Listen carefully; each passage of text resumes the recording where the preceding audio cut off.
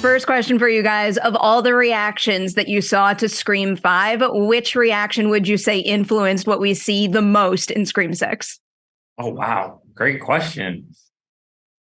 I don't know if there's a specific reaction. Can you think of one? I mean, I would say it's just kind of a good question, though. But I think us and Guy and Jamie, we approach it as fans and like, what would we want to see?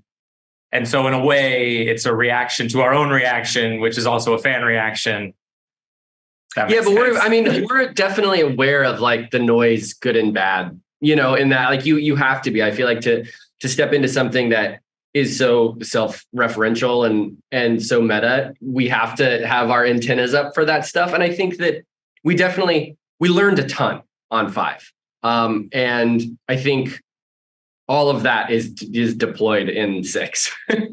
I'll turn that into you guys now. Given everything you guys experienced as fans, even watching your own film with 5, what became the top priority to execute in Scream 6? To surprise ourselves. Yeah.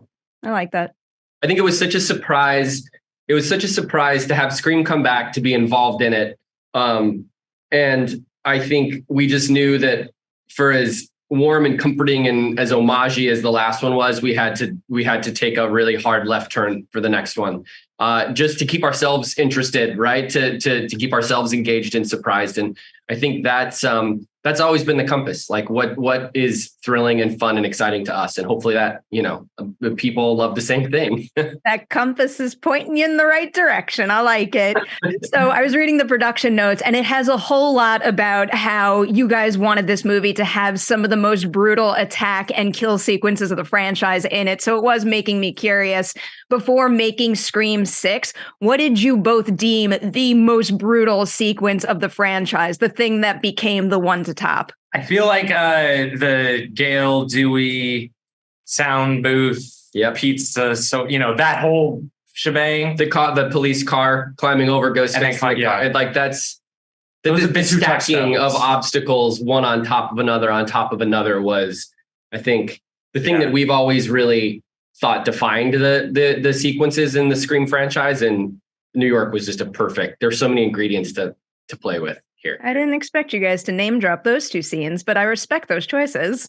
This is going to be a little bit of a difficult one to answer while avoiding spoilers, but just to tease this a little, can you guys kind of hint at how the physicality of Ghostface changes in this movie given the identity of the killer? What is something specific to Scream 6 Ghostface that we don't see in any other Scream film? He doesn't trip over any couches. Yes, he jumps over some. He's not that clumsy. There's a little of the, you know, we love the kind of the goofy side of it, but there is less of that in this. It's also, I think we're saying that, you know, Max, who was the stuntman as Ghostface on this time, he just had a different presence, and we really leaned into that. Like, I think it really helped define that character in a lot of ways for this one. Yeah, and we built the sets, and we kind of conceived of the sequences so that everyone could go at 100%.